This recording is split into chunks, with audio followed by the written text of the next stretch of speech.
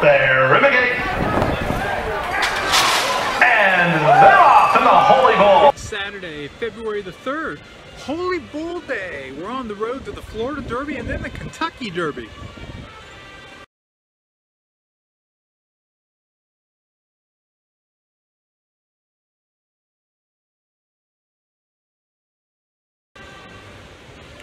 I picked up my first winner of the day at Aqueduct. It was a maiden claiming for 3-year-olds. It was a Todd Pletcher horse, Surprise Wonder. I had my reservations though, was sent off as a prohibitive 1-5 in his debut, second. Then went to State Bred Maiden Special Weight and was 3rd. Came back today in a maiden claiming, was the co-favorite at 6-5, got out sprinted to the lead, taken back on the turn, then he reeled in the leader. As the field turns for home, Wushu Warrior still there by 2. Surprise Wonder is chasing with determination. These two have it to themselves. Surprise Wonder wandering while closing the gap on Wushu Warrior. The half went in 46-1, and Surprise Wonder will get the lead and the W. Surprise Wonder pulls away late to win it by almost 2 lengths. Wushu Warrior was a good second. It was a Double the bet. I'm on the board.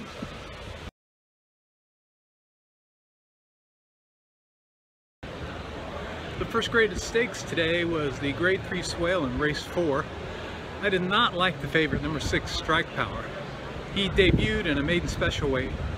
He went wire to wire, easy on the lead, got a gigantic 102 speed figure. Today he'd have pace pressure, breaking from the outside, stretching to 7 furlongs, and going in a graded stakes. So I went with Piven, number 5, who had come from off the pace to win the Limehouse. Strike Power went off at 4-5.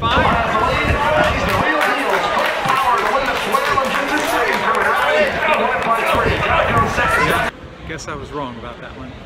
Nearly broke the track record in his debut. Reminded me of Todd Pletcher's Discreet Dancer from a few years ago, and he came back to win the Grade 2 Gulfstream Park Handicap at a 1-turn mile. So, okay, I was wrong.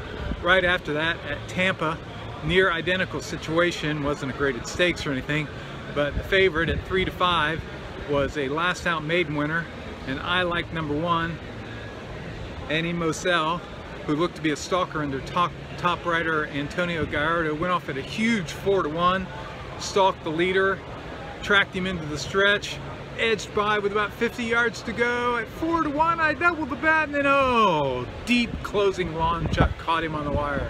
Wow! I finally got my second winner of the day, and it was back in Oldsmar in Tampa, and it was the 5th race. It was a non-winners of 2 since a certain date. And in a race like that, you like to have a horse that he's proven to win before, and today he's getting back on track.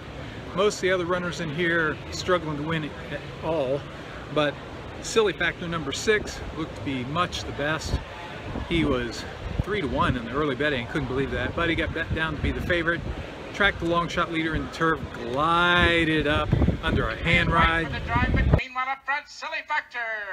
Now going to the lead. Southern Perfection is toward the rail second. Way out on the outside, Smokin' Red Hot is finishing up full of run. Down to the wire, it's Silly Factor. Smokin' Red Hot on the outside, but Silly Factor on the major class drop will score for Ronnie Allen Jr. and Justin Johns by 2. Triple the bet, second win of the day. Let's get one at Gulfstream.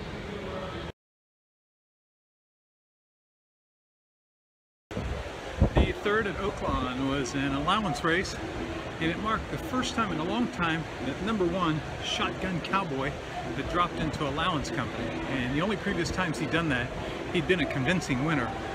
If he could win or finish 2nd or 3rd today, he was going to become racing's newest millionaire. He broke from the rail, went right to the front, and he was pressed immediately by number 4, Shut the Box, who had run back-to-back close seconds in stakes races at the fairgrounds, but instead of running an allowance there, came to Oaklawn. They sat that way to the far turn. Shotgun Cowboy's jockey looked back and said, "I've had enough of you." He opened up, length and stride. Far turn, and Shotgun Cowboy has had enough of Shut the Box.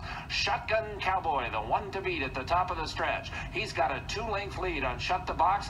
Goatstown to the outside is 3rd, and Cowboy Rhythm 4th. Shotgun Cowboy to the final furlong, and he is 3 lengths in front. Shotgun Cowboy. Cowboy Rhythm outside of Goatstown and Shut the Box. Here's racing's newest millionaire. Shotgun Cowboy is 5 in front. Well done, Shotgun Cowboy. Drew off by a pole.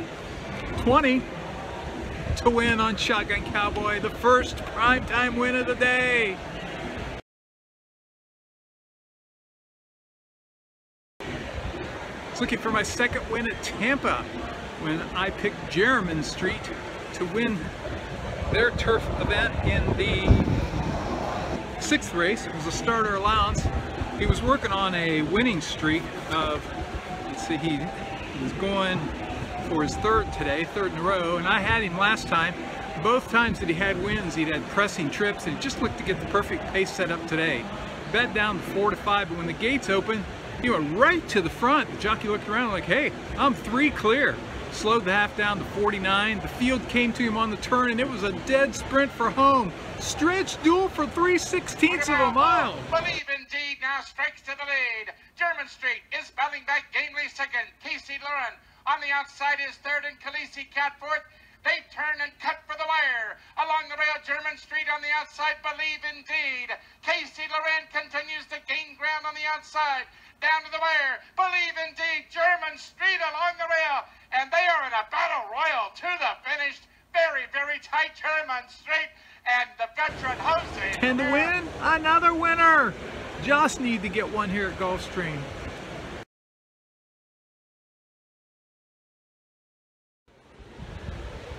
Looking to get in the winner's circle here at Gulfstream. The 8th race was a maiden special weight 6.5 furlongs. Todd Pletcher, that's right, dream friend. The only issue was the rail draw with Johnny Velasquez. Bet down to even money. Like, if he can just get out, I'm good to go here. Right to the front, clear by 2 into the far turn. Stopped like he was shot, finished 9th. Can't buy a winning ticket here. But hey, I'm cashing primetime tickets elsewhere. I'm in Maryland, where I just booked a trip to go to Laurel with my buddy Jim Anderson.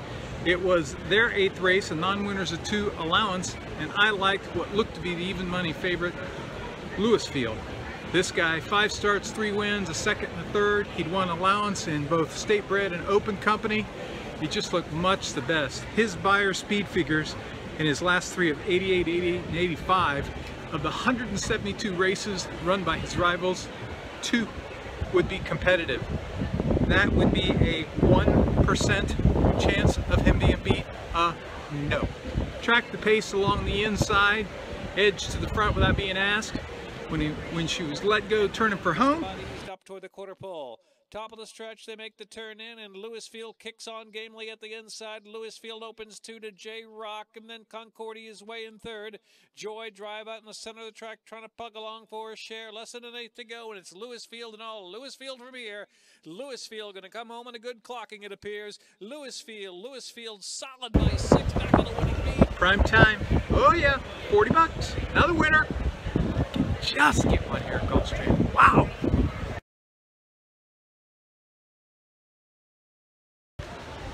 The 9th at Gulfstream, we were on the turf for a second level allowance. I'm still looking for my first win here.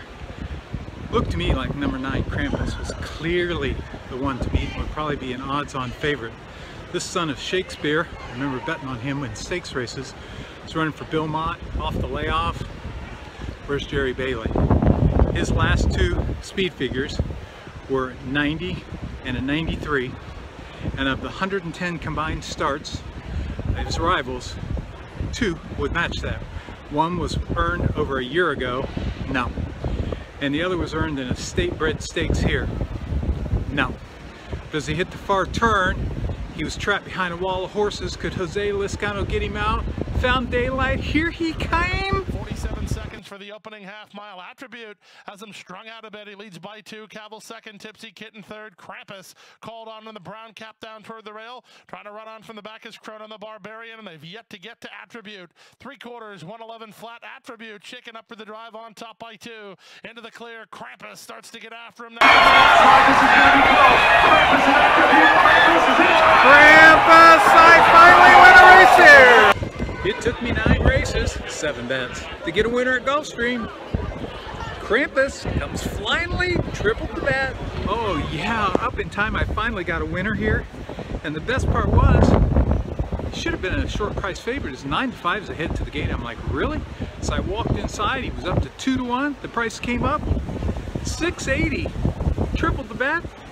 I get back over $50. It's nice for my first winner here.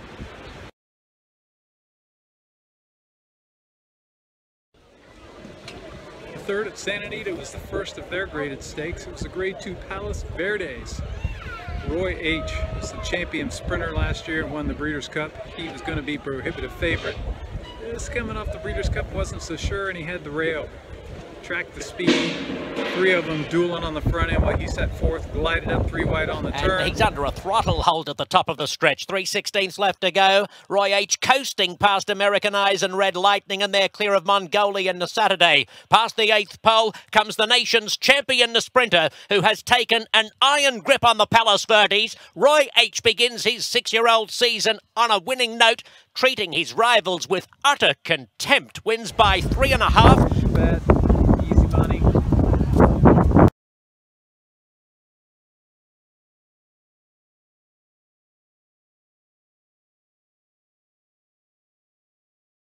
Here they come out of the turn and into the stretch. Pioneer Kid on the outside, and now Centeno gets busy on the favorite Tolstoy along the rail. A length and a half farther back, Hickway is gaining ground toward the rail. Inside the final furlong, Tolstoy, the whip is up, and he's all out. Pioneer Kid on the outside, Hickway trying to run him down along the rail. Down to the wire, it's still Tolstoy, gamely in front. Hickway, one last final lunge, not in time.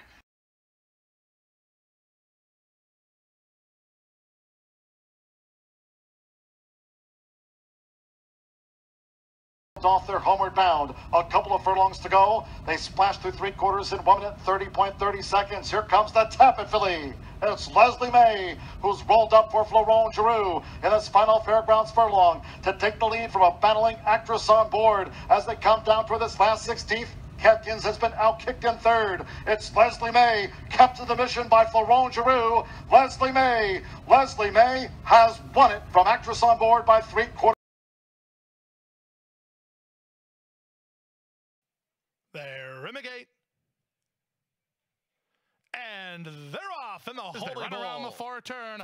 Up to take the lead, it's Audible. In front by a neck. Free Drop Billy looms up alongside second. 2.5 back to Tiz Mischief, who rallies into third. Enticed is back to fourth. Back to fifth is Master Manipulator. With less than a quarter of a mile to go, they run to the first finish line. Big time confrontation. Audible on the inside. Drop Billy, and he now has 3 on the rest of the field. Inside the final furlong, no confrontation at all.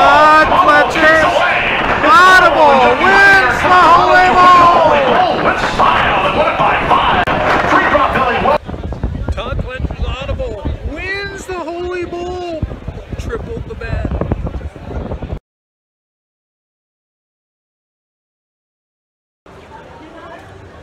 The 9th at Oaklawn is a maiden special weight for 3-year-olds. I had taken number 10 Matol back in December at the fairgrounds as a first-time starter against 2 other good first-time starters, and it was a 3-way photo. When she came back to run at Oaklawn instead of at the fairgrounds on January the 13th when Jim and I were in New Orleans, I took her again and she was second.